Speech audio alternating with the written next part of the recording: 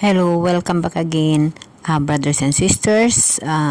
Today, isi-share ko sa inyo sa ating pag-sharing sa Bread of God ang kasaysayan na kung saan ang tinatawag na pagtitiis. Brothers and sisters, dapat natin alalahanin ang ating mga apostol during the time ay nagtiis kasama ang ating mahal na Diyos. So, tutukan natin ang buhay ni Pedro. Si Pedro ay isang apostol, namatay sa Roma, Italia noong panahon ng paghahari ng Emperor Nero, 5468 AD. Siya ay pinaniwalaang ipinako sa krus, ngunit humingi siya na ipako sa krus ng pabaliktad. So, ibig sabihin, namatay si Pedro sa cross, ipinako siya na baliktad ang ulo dahil sa hindi siya karapat-dapat na mamatay sa parehong paraan ni Jesus Christ. Yes, brothers and sisters, of course, si Jesus Christ, diba, pinatay, pinako siya sa cross. So, si Pedro, ipinako rin siya sa cross, ngunit siya ay baliktad ang kanyang pagpako. Ang mga detalye ng kanyang kamatayan ay hindi gaanong dokumentado sa Biblia, ngunit ayon sa mga sinaunang sulat ng mga ama ng simbahan tulad ng Origen at Eusebius, si Pedro ay namatay sa Roma noong 64 AD o 67 AD. So, ganun ang buhay ni Pedro. So, ayon sa tradisyon ng simbahan, si Pedro ay humingi na ipako sa cross ng pabaliktad dahil sa hindi siya karapat-dapat na mamatay sa parehong paraan ni Jesus Christ. Siya ay nagpakumbaba at nagpakita ng respeto sa kanyang Panginoon na ipinako sa cross ng tama, si Jesus Christ. Ang pagpatay kay Pedro ng pabaliktad ay isang pagpapakita ng kanyang pagmamahal at respeto sa kanyang Panginoon at isang patunay ng kanyang pagiging tunay na alagad ni Jesus Christ.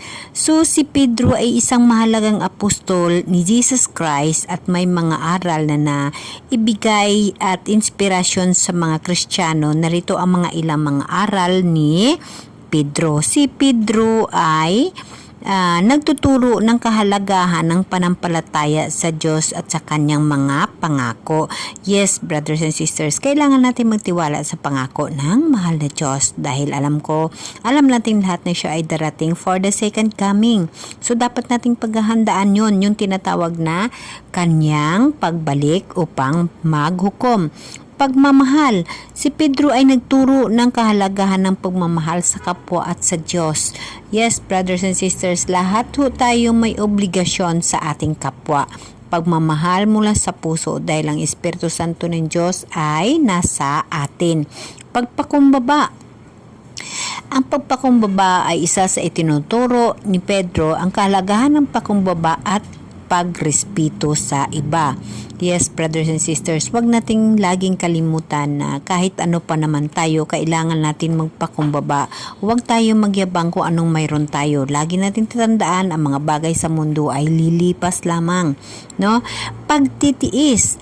Nagturo ng kahalagahan ng pagtitiis at patuloy na pagsubok at mga paghihirap.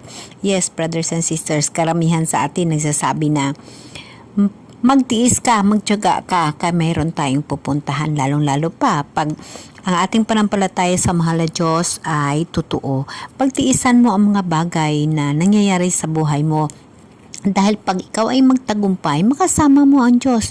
Ang importante lamang sa buhay natin ay kailangan nating tiwala, manampalataya sa mahal na Diyos. Magpakumbaba tayo, magtiis, ayon dito sa Roma chapter 5 verse 4, ang pagtitiyaga ay nagbubunga ng katatagan at ang katatagan ay nagbubunga ng pag-asa.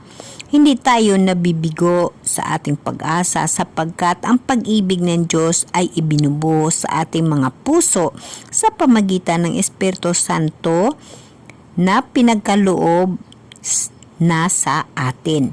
Yes, brothers and sisters, Lagi natin tatandaan ng Espiritu Santo na mahal na Diyos ay ibinuhos sa atin, iniwan sa atin during the time na namatay si Jesus Christ. nandito sa atin ang kanyang Holy Spirit, naging malaya tayo sa mga kasalanan, ang gagawin lamang natin ay hindi tayo mananatiling nabubuhay sa mga pagkakamali. Kailangan ho natin hingian ho ng tawad, number 1.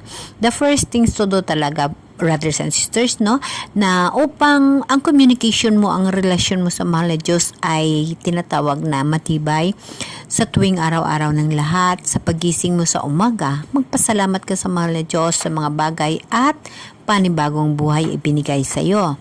Sa buong mag-araw, ikaw ay gumawa ng mga bagay ayon sa iyong gagawin. Sa gabi, bago ka matulog, magpasalamat ka sa mahal na Diyos dahil na nagkaroon ka ng oras sa pagpahinga, natapos mo ang obligasyon mo sa buong mag-araw. Huwag mong isipin ang kinabukasan dahil hindi mo alam kung ikaw ay gigising ba or ikaw ay bibigyan pa ng another na pagkakataon. Ang oras ng pahinga ay iyong ipahinga. At pagkaumaga, hingian mo ng gabay sa mahal na Diyos ang buong mag-araw na naman ang gagawin mo. So at least, brothers and sisters, sa gabi pa lang na yan, nagkaroon ka ng relasyon ng pag-uusap sa Diyos. Lagi natin tatandaan lagi na ang kasabihan na ang pagtsatsaga ay mayroong biyaya. Ganito lamang, tayo, ordinaryo tayong mga tao dito sa mundo. Ngunit mayroon tayong pinagtsatsagaan at mayroon tayong inaantay. Kung ikaw ay nanampalataya at ikaw ay nagtitiwala sa mahal na Diyos, nag-aantay ka sa pagbabalik ng mahal na Diyos. Lahat ho tayo ay nag-aantay sa pagbabalik ng mahal na Diyos. Mayroong mga tao na ampaw ang paniniwala at mayroon din mga tao na dinidibdib ang kasabihan o ang kautusan ng mahal na Diyos at yun ang ginapreparahan nila sa buhay. Ang pagtsatsaga, kailangan natin magtsaga sa pag-antay sa pagbabalik ng mahal na Diyos at habang nagtsatsaga tayo sa pag-antay, gagawa tayo ng makabutihan na kakalugod-lugod sa mata ng mahal na Diyos dahil isa lang naman ang hinihingi ng mahal na Diyos. Mahalin mo ang kapwa mo, mahalin mo ang isig mo katao dahil kung ano ang pagmamahal mo sa kanila, ganun din ang pagmamahal mo sa akin. Ang masakit sa kanila, masakit sa akin dahil ang aking Espiritu Santo iniwan ko sa inyo. Kasama ninyo ako araw-araw. Lahat kilala ko kayo. Ganun ang mahal na Diyos. Kilala tayo. Bawat isa sa atin ay kilala ng mahal na Diyos. So ang pagtitiis, pagtitiis na itinuturo ni Pedro sa atin at mismo sa kasabihan na pag magtiis ka, mayroon kang mapapala. Yes, magtiis o tayo. Pagtiisan natin ang lahat ng mga bagay, mga trials sa buhay na nangyayari sa atin. Pagtitiisan ho natin yan hanggang sa matagumpayan natin ang kahirapan sa buhay. Pagtiisan ho natin yan hanggang sa tayo ay magtagumpay sa pagsalubong sa mahal na Diyos. Lagi natin tatandaan na ang buhay dito sa mundo ay agi lamang. Lahat ho tayo ay mamamatay at darating ho ang araw na ang buhay at ang mga patay ay magkaroon ng judgment kung saan ayon sa ating nagawa sa ating mga sarili, sa ating buhay dito sa mundo, yun ang magiging judge para din sa atin sa pangalawang buhay. Tatandaan natin na mayroong pangalawang buhay at mayroong pangalawang kamatayan. Huwag mong antayin na magkaroon ka ng kamatayan na pangalawa.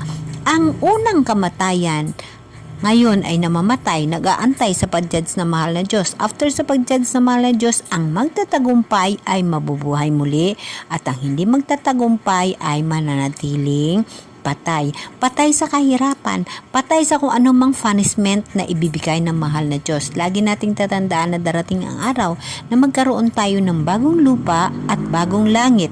Mamumuhay tayo na kasamaan ng Diyos. Isa lang naman ang hinihingi ng mahal na Diyos maggawa ka ng kalugod-lugod sa kanyang paningin dahil ang mga kasalanan natin ay napatawad na ng mahal na Diyos noong namatay sa krus. Ang gusto lang ng ating mahal na Diyos, kilalanin at atin ikabubuhay ang kanyang mga utos upang ihanda natin ang ating sarili sa kanyang pagdating.